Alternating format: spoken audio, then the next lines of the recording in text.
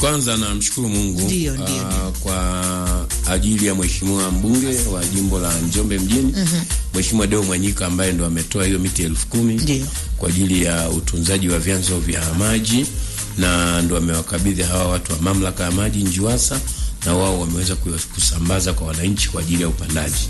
Lakini kiwilaya hiyo miti itapandwa kwenye vyanzo viwili. Cha kwanza kiko kule Itulike eneo la Ichonilo, alafu cha pili ni hapa Kibena eneo la Howard, na mkuu wa wilaya ndo mgeni rasmi kwenye hiyo shughuli, na mimi ilikuwa niwe huko. Lakini kwa sababu ya mwaliko wenu na ratiba zangu za leo, nimewakilishwa na viongozi wenzangu wa kata kwa maana ya mtendaji wa kata, lakini pia viongozi wa chama wa kata pamoja na wataalamu wapo na DC saizi site. Kwa ngoma imeanza mapema kabisa. Mapema asubuhi saa 1. Safi sana. Sawa. Hilo ni swala tu. Rais anasherehekea miaka yake kadhaa ya kuzaliwa. Hebu sema neno. Neno kidogo. Mba neno kidogo hapa rais wa Jamhuri ya Tanzania. Kwa kweli ninamtakia kila laheri. Ndio. Katika siku yake ya leo hii ya kuzaliwa. Lakini pia Mungu aendelee kumtia nguvu. Ndio. Aendelee kuliongoza taifa letu. Lakini pia aendelee kusimamia ile misingi thabiti ambayo imetufanya mpaka sasa tumekuwa wamoja, tukiwa na amani na utengamano, tukiwa kama taifa linalotazamwa na dunia nzima kwamba tuna umoja, mshikamano na utengamano wa kitaifa.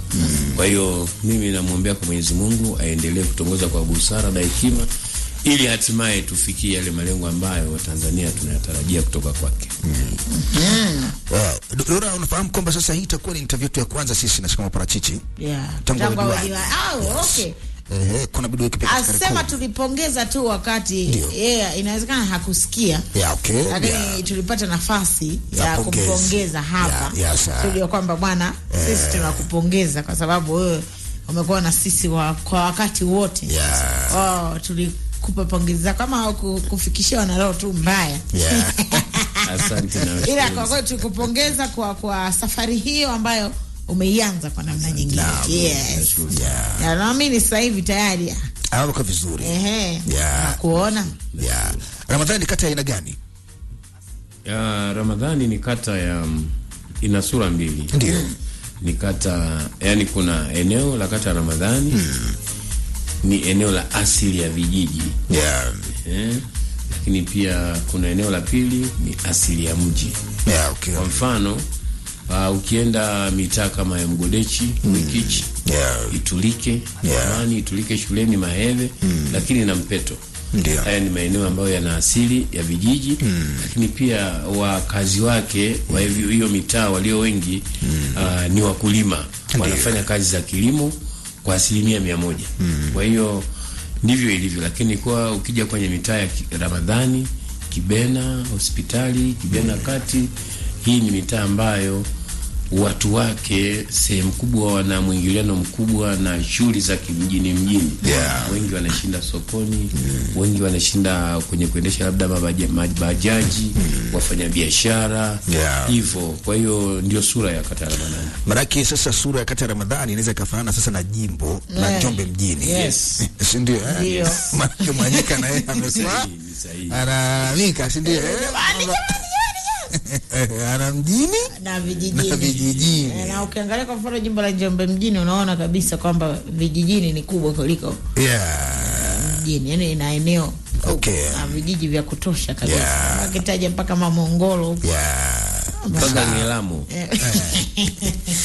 Sawa, basi tuanze kuangalia. Nadhani unajua Shikamo Parachichi yako mambo kadhaa ambayo alikuwa wakati huo pia kwenye kampeni zao.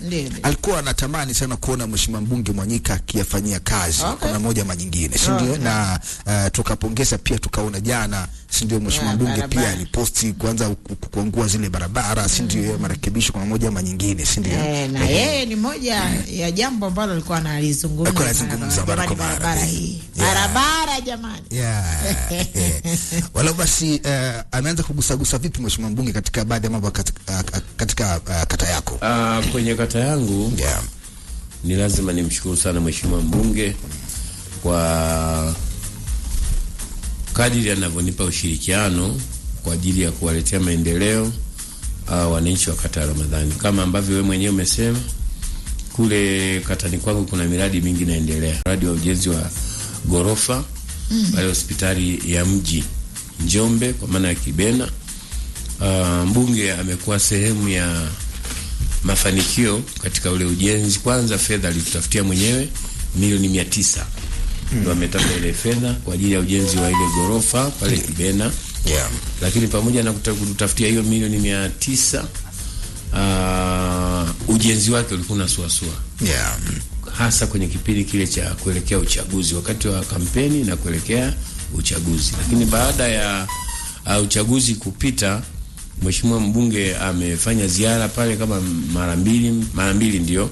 Lakini baadaye amempeleka naibu waziri wa TAMISEMI na viongozi mbalimbali wamekwenda pale kwa ajili ya kutia msukumo. Sasa hivi ukienda pale Kibena, basi ile jengo liko hai.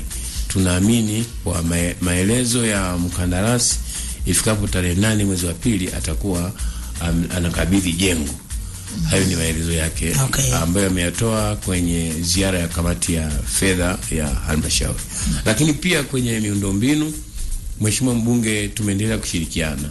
Kule Kibena kuna barabara ambayo ilikuwa inasumbua, barabara ya kutoka Kibena Club kuelekea kwa Mgindo kuja kutokezea kwa Kaduma.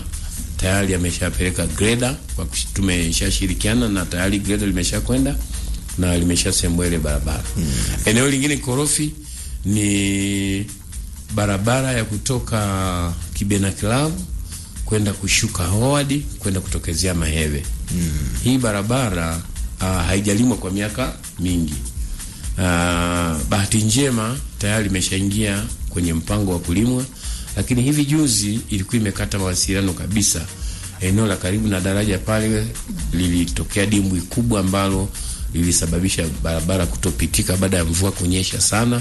Lakini pia kuna eneo la kupandisha sasa kuja juu kutokea Kibena Club, udongo wake kuna mahali ni mfinyanzi, barabara ilikata, magari yalikuwa hayaendi kabisa. Nikapata nafasi ya kuwasiliana naye yeye mwenyewe kwamba bwana, hapa eneo korofi tayari magari hayawezi kwenda, na nilikuwa nimeshaongea na watu wa TARURA mara 2 mara 3, wakaonekana wana ratiba nyingi wakawa hawajatokea. Lakini kwa nguvu yake alizungumza na watu wa TARURA, na siku ya pili asubuhi saa 1 nikapigiwa simu kwamba TARURA wanakuja pale pamoja na waratibu ofisi ya mbunge ili twende tukashughulikie hiyo kero ya mahali ambapo hapapitiki.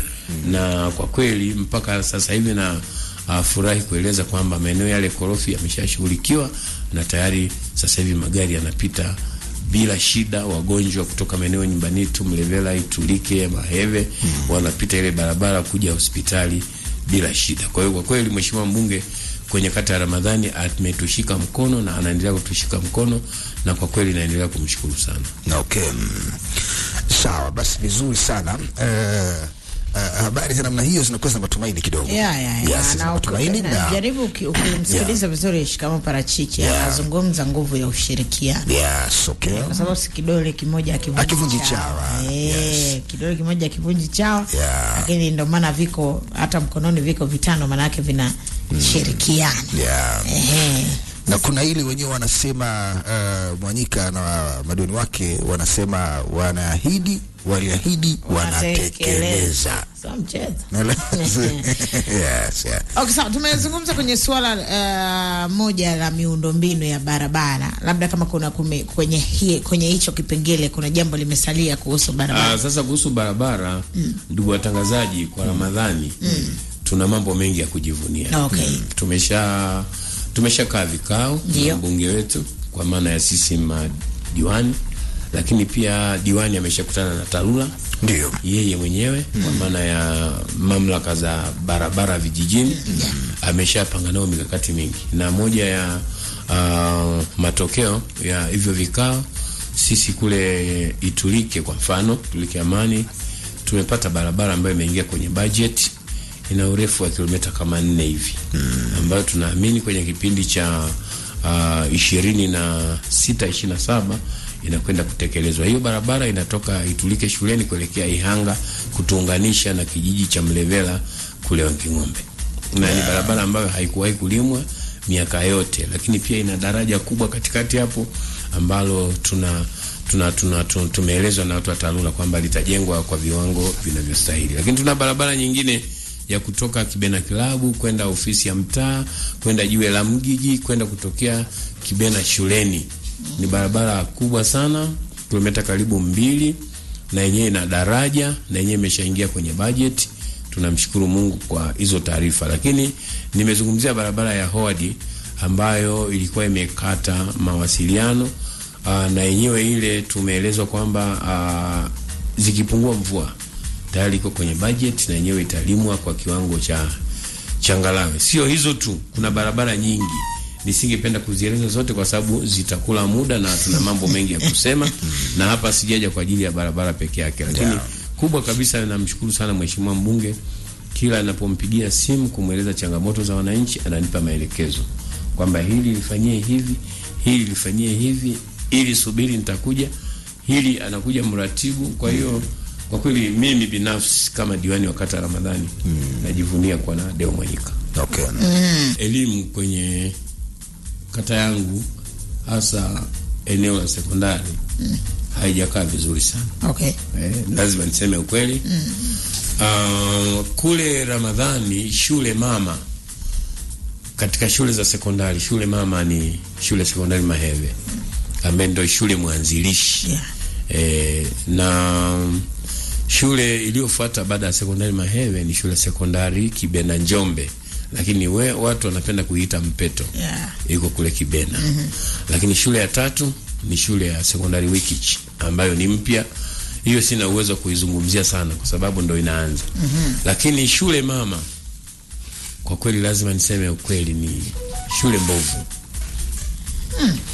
Ni shule mbovu. Sio mbovu kimajengo, mbovu kimatokeo. Okay. Kwanza kinachosababisha shule iwe niite shule mbovu kwa sababu moja, watoto wenye ufaulu wa chini kutoka primary, wale wenye ufaulu wa chini kabisa ndio wanaoletwa Maheve. Kwa hiyo huwezi kuilinganisha Maheve na Utalingolo. Kwa sababu Utalingolo wanakwenda wanafunzi wenye A, ndio akienda mwenye max za chini mwenye B. Kutoka darasa la 7 ndio wanapelekwa Utalingolo.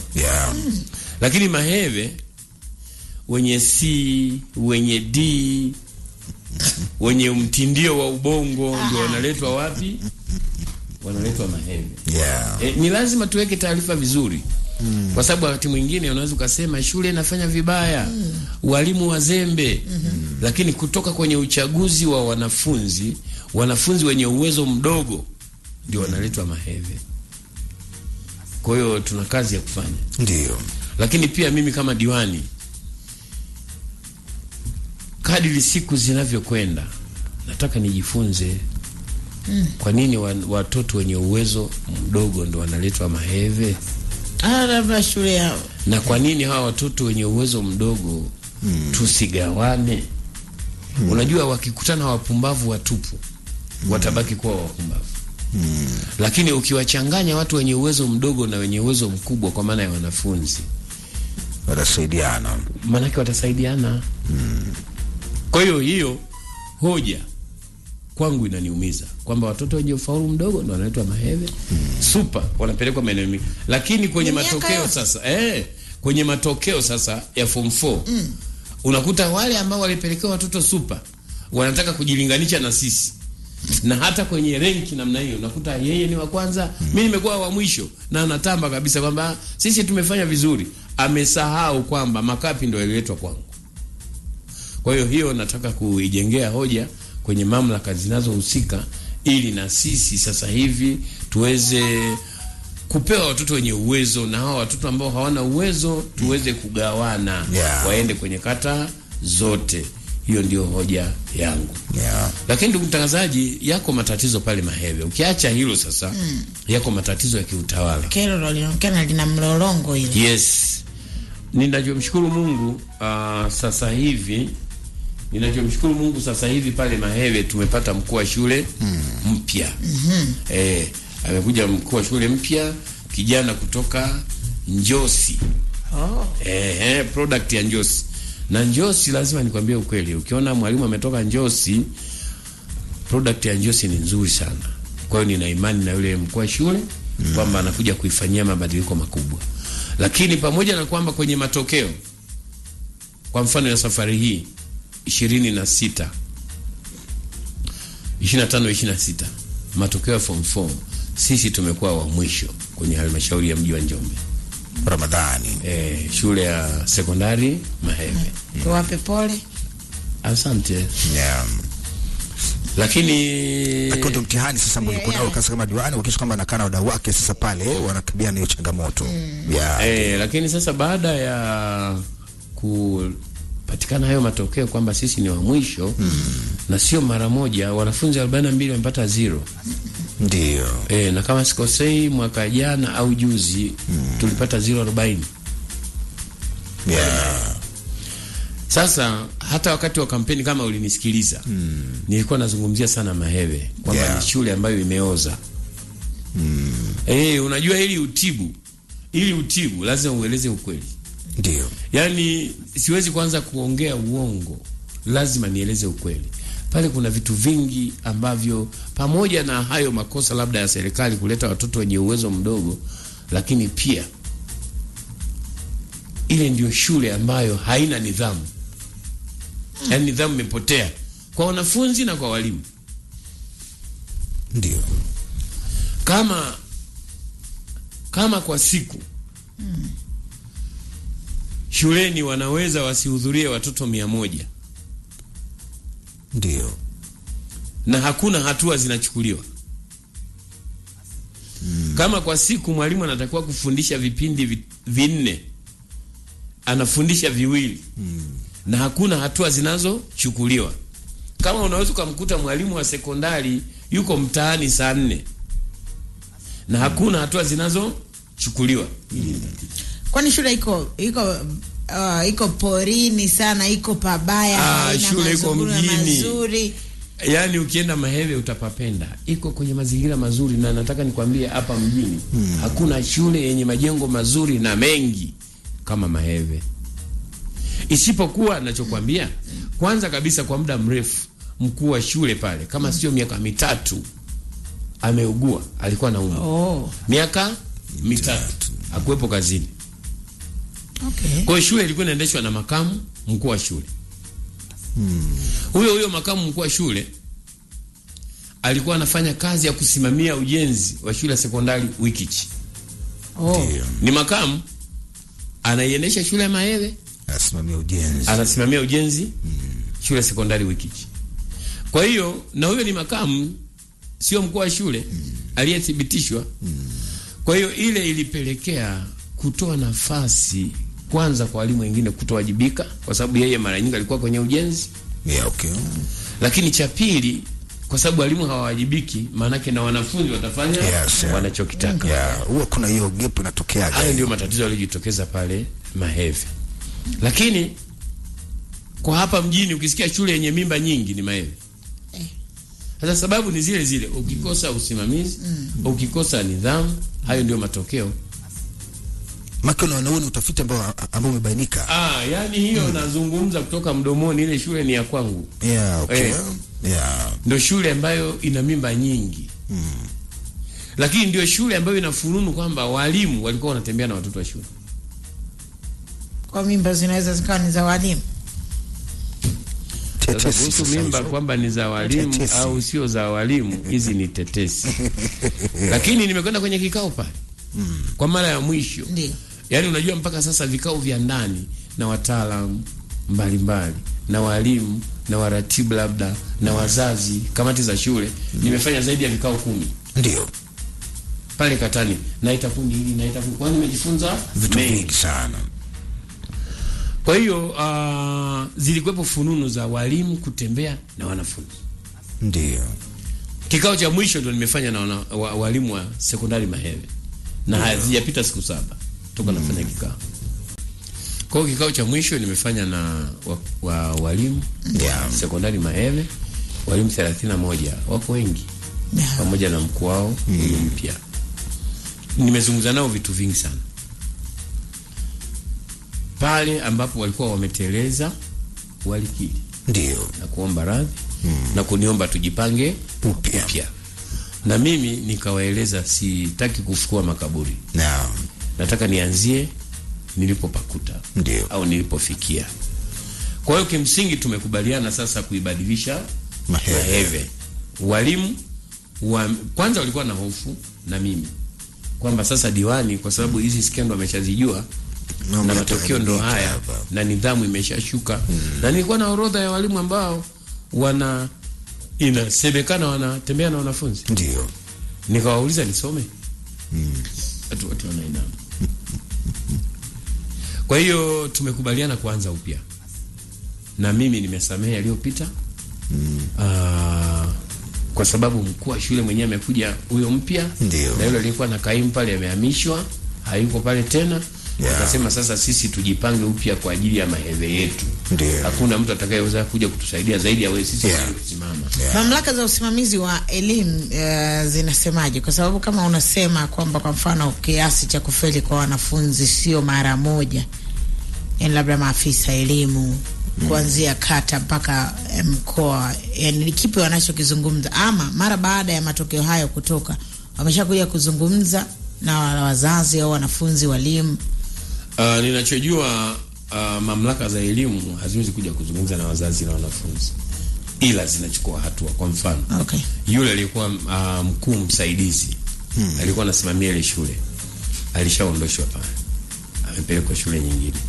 Lakini yule mama ambaye alikuwa ndo mkuu wa shule pale, nadhani kwa sababu ya afya yake imelazimika amestaafu. Kwa hiyo mamlaka ambacho wamekifanya, wamemchukua, wamemleta mkuu wa shule mwingine ili aje afanye hayo mabadiliko. Lakini sasa mamlaka zingine zinabaki kwa wananchi. Kwa sababu ile shule ni ya wananchi. Shule ni ya kata, zinabaki kwetu. Kwa mfano nidhamu. Mtoto haendi shule, mzazi yupo. Umeelewa? Haya, mtoto anasoma pale, upeleki chakula. Ndio. Hayo yako chini ya ofisi ya kata sasa. Kwangu hatua ambazo tumechukua, kwanza kabisa pia pale Maheve na penyewe kulikuwa na ubadhirifu mkubwa sana wa fedha na vyakula. Yani lile lilikuwa kama shamba la bibi. Na nimebahatika juzi kukutana na mtu mmoja anaitwa Msemwa. Yeye ndo mmiliki wa mashine zinazo saga chakula cha Maheve. Anakueleza kabisa wakitua mzigo pale kwangu, debe 40 au 50 wanazikimbiza mjini kwenye biashara. Lakini unashangaa wamepakia mahindi kwa ajili ya kwenda kusaga. Chini ya mahindi kuna viroba vya maharage. Si unanielewa? Kwa hiyo ilikuwa kama shamba la bibi.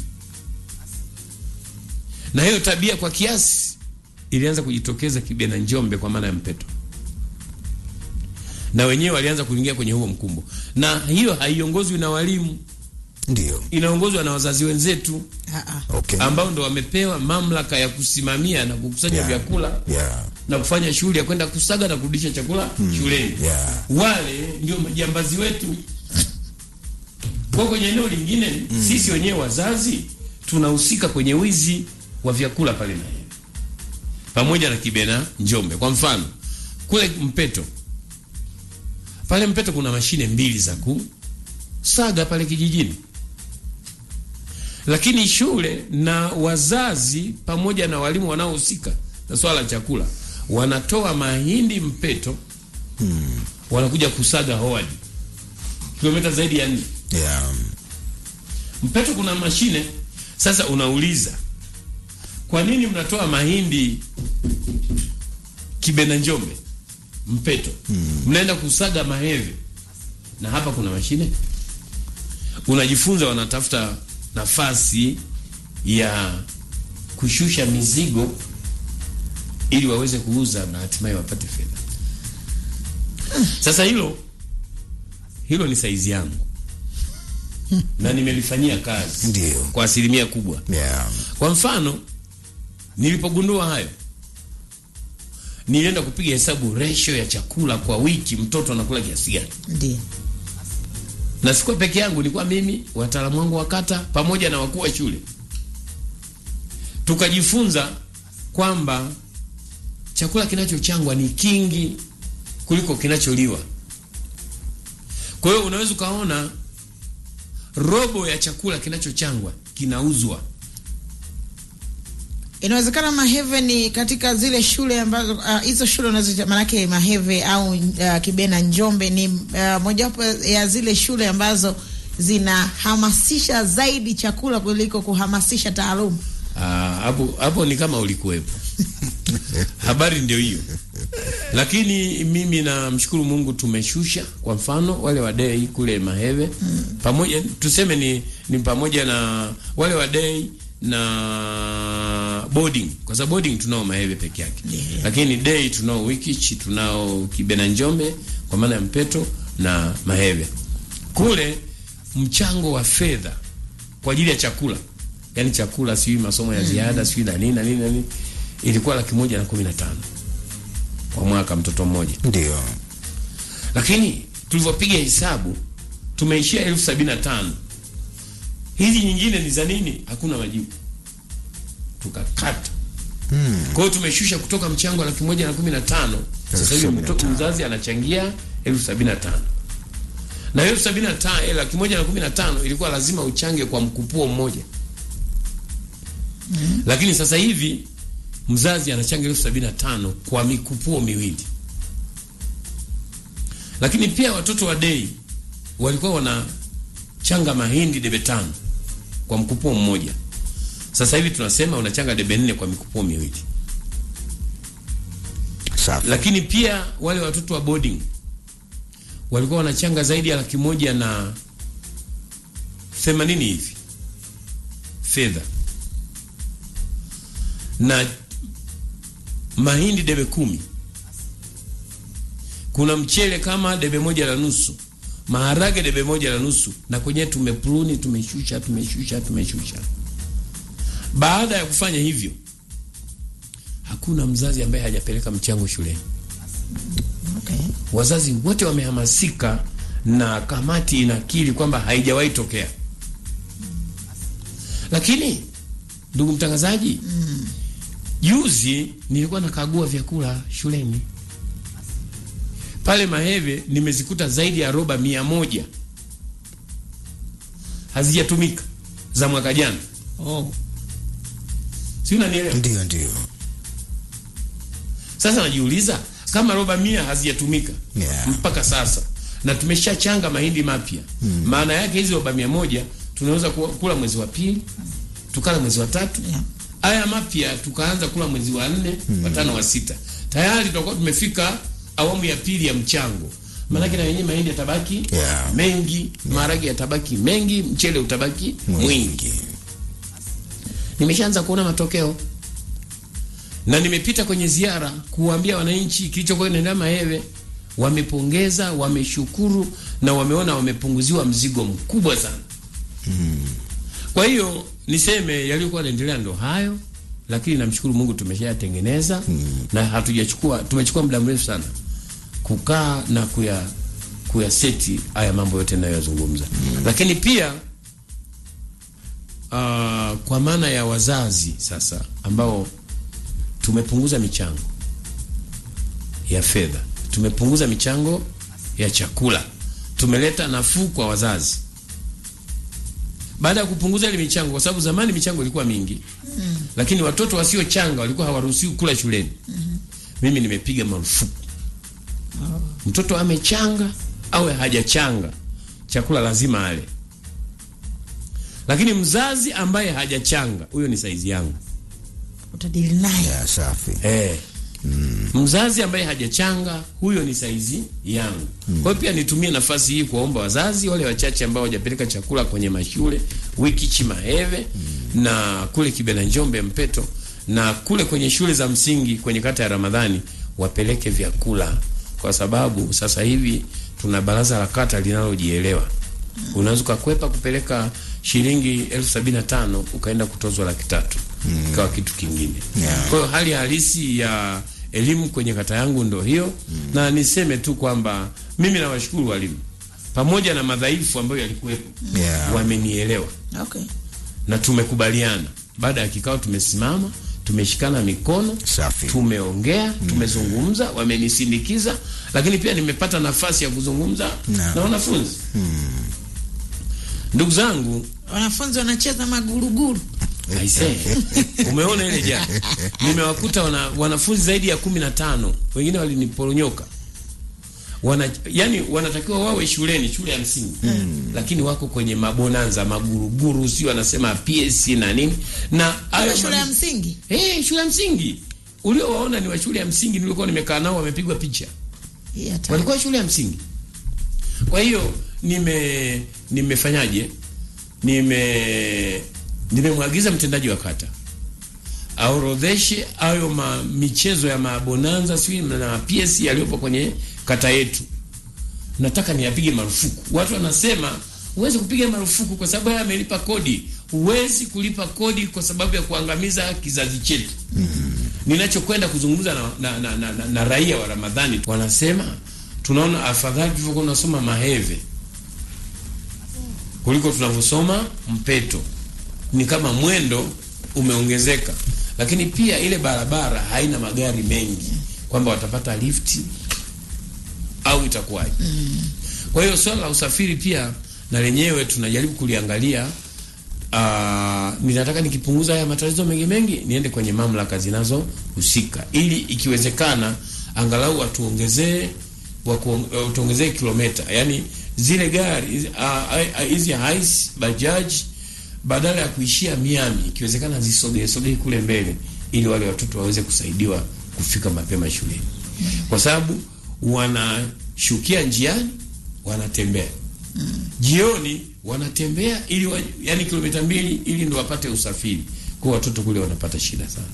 Okay. Ili tumeliona na ninaahidi nitalifanyia kazi.